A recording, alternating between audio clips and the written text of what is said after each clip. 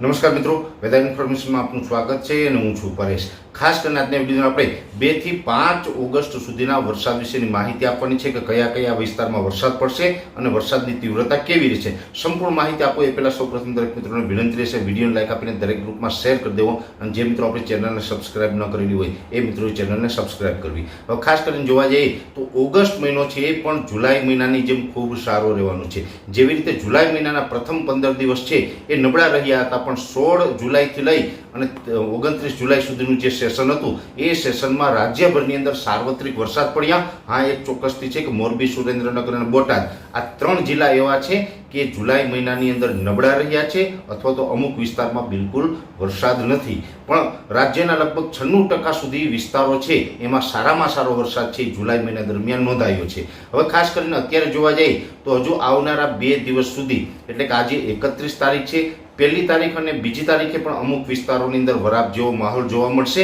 ખાસ કરીને એક મોટી સિસ્ટમ આપણી ઉપરથી પસાર થઈ છે, એટલે મોટી સિસ્ટમ પસાર થઈ હોય એટલે રાજ્ય ઉપર અમુક ટકા ભેજ રહી ગયો હોય, એટલે અત્યારે જેવી રીતે છૂટાછવાયા હળવા સામાન્ય ઝાપટા પડે છે એવા સામાન્ય ઝાપટા છે એ કન્ટિન્યુ ચાલુ રહી શકે છે। પણ આપણે અત્યારે ફરીથી એક બંગાળની ખાડીનું લો પ્રેશર આવી રહ્યું છે। આ લો પ્રેશર છે એ મધ્યપ્રદેશ ઉપર થઈ અને ગુજરાત ઉપરથી પસાર થશે ત્યારે સાયક્લોનિક સર્ક્યુલેશનના સ્વરૂપમાં આપણી ઉપરથી પસાર થશે અને એ જે સાયક્લોનિક સર્ક્યુલેશન પસાર થશે એટલે 2 અથવા તો 3 ઓગસ્ટથી વરસાદની શરૂઆત થશે અને 5 ઓગસ્ટ સુધીનો આ રાઉન્ડ છે। જો કે 5 ઓગસ્ટ પછી પણ વરસાદો જે ચાલુ રહેવાના છે એની માહિતી આપણે આગળના વિડીયોમાં આપશું, પણ 5 ઓગસ્ટ સુધી જે વરસાદ થવાના છે તેમાં ખાસ કરીને દક્ષિણ ગુજરાતની વાત કરવા જઈએ તો સુરત, વલસાડ, વાપી, નવસારી, બારડોલી, બીલીમોરા, ડાંગ આ જે તમામ વિસ્તાર છે એની સાથોસાથ ભરૂચ, અંકલેશ્વર અને રાજપીપળા એમ દક્ષિણ ગુજરાતના તમામ વિસ્તારોની અંદર 2 થી 5 ઓગસ્ટ દરમિયાન વરસાદ ચાલુ રહેશે, પણ વરસાદની તીવ્રતા છે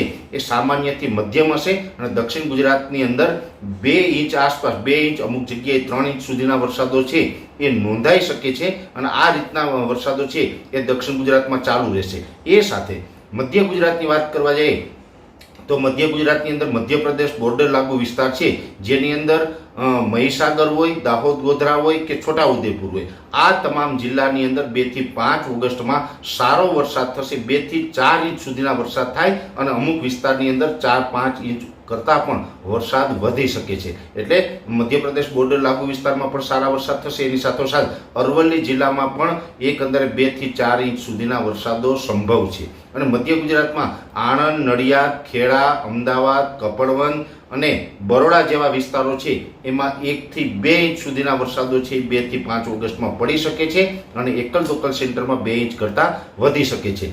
જ્યારે મધ્ય ગુજરાતના અમદાવાદ, ગાંધીનગર આસપાસના વિસ્તારો, આણંદ, નડિયાદ જેવા વિસ્તારો છે એમાં વરસાદ પડે એની સાથોસાથ બોટાદ, સુરેન્દ્રનગર, મોરબીમાં પણ કદાચ વરસાદની તીવ્રતા જોવા મળી શકે। જોકે ત્યાં કેવી તીવ્રતા જોવા મળશે એ પણ આપણે સિસ્ટમ નજીક આવ્યા પછી વિસ્તારથી કહેશું। પણ જે ઉત્તર ગુજરાતના જિલ્લાઓ છે જેની અંદર ઉત્તર ગુજરાતના ખાસ 4 જિલ્લા સાબરકાંઠા, બનાસકાંઠા, પાટણ અને મહેસાણા આની અંદર પણ 3, 4 અને 5 ઓગસ્ટ આ 3 દિવસ એવા હશે કે જેમાં અનેક વિસ્તારોની અંદર ભારેથી અતિભારે વરસાદ થાય। ઉત્તર ગુજરાતના મોટા ભાગના વિસ્તારોની અંદર 3 થી 5 ઇંચ અને એકલ દોકલ સેન્ટરમાં 5 ઇંચ કરતાં પણ વરસાદ વધી શકે છે। એટલે કહી શકાય કે સમગ્ર રાજ્યની અંદર સૌથી વધારે તીવ્રતા છે એ ઉત્તર ગુજરાતના ભાગોમાં જોવા મળે તેવું અનુમાન છે। એ સાથે કચ્છ જિલ્લાની અંદર જે પૂર્વ કચ્છના ભાગો જેમ કે રાપર તાલુકો છે, રાપર તાલુકાની અંદર પણ એકંદરે સારો વરસાદ થઈ ચૂક્યો છે, પણ હજી 3, 4 અને 5 ઓગસ્ટ દરમિયાન હળવાથી મધ્યમ વરસાદો ત્યાં પણ સંભવ છે અને નલિયા તાલુકો છે એટલે કે અબડાસા જે તાલુકો છે કચ્છનો એમાં પણ 4 અને 5 તારીખે હળવા સામાન્ય વરસાદ નોંધાઈ શકે છે। એટલે ઓમ જોવા જઈએ તો કચ્છ, ઉત્તર ગુજરાત, મધ્ય ગુજરાત અને દક્ષિણ ગુજરાતમાં પણ થશે અને સૌરાષ્ટ્ર છે આમ જોવા જઈએ તો સૌરાષ્ટ્રની અંદર એક લાંબી હેલી થઈ હતી, મોટા વરસાદો પડ્યા હતા। સૌરાષ્ટ્રની અંદર આ જે વરસાદી સિસ્ટમ જવાની છે એને કારણે કોઈ મોટા વરસાદોની શક્યતા નથી। સૌરાષ્ટ્રની અંદર અત્યારે મોટા ભાગના વિસ્તારોની અંદર વરાપ જેવો માહોલ છે, છૂટાછવાયા કોઈ જગ્યાએ ઝાપટા પડી રહ્યા છે। એવી જ રીતે 2 થી 5 ઓગસ્ટમાં પણ છૂટાછવાયા ઝાપટા જોવા મળશે। સૌરાષ્ટ્રમાં કોઈ મોટો વરસાદ પડે તેવી શક્યતાઓ હાલ દેખાતી નથી। હા, એક વાત ચોક્કસ છે કે જે આ સિસ્ટમ પસાર થતી હશે, જે 2 થી 5 ઓગસ્ટમાં જે સિસ્ટમ પસાર થાય ત્યારે છૂટાછવાયા ઝાપટા પડતા હોય એમાં એકલ દોકલ સેન્ટરની અંદર કદાચ અતિ તીવ્રતા સાથે 1-2 કલાક વરસાદ ટકી જાય એ વાત અપવાદ રહેશે। બાકી સૌરાષ્ટ્રમાં કોઈ મોટી હેલી થાય એવી હાલ શક્યતાઓ નથી. એટલે આમ તો સૌરાષ્ટ્ર માટે આ ખૂબ સારા સમાચાર આપણે ગણી રહ્યા છે.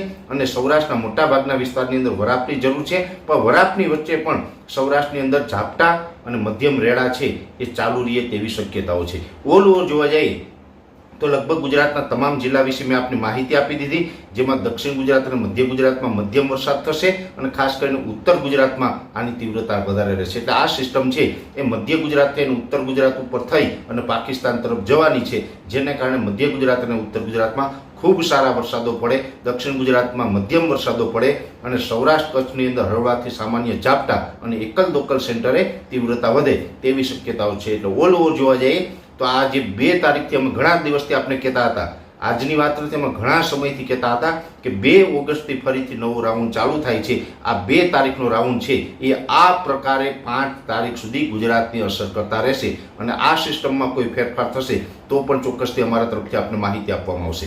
અત્યારે આ વિડીયોની અંદર એટલું જ. અંતમાં દરેક મિત્રોને વિનંતી રહેશે કે વિડીયોને લાઈક આપીને દરેક ગ્રુપમાં શેર કરવો અને જે મિત્રો આપણી ચેનલને સબસ્ક્રાઇબ ન કરેલી હોય એ મિત્રો ચેનલને સબસ્ક્રાઇબ કરવી. અરજી આપશો. ધન્યવાદ.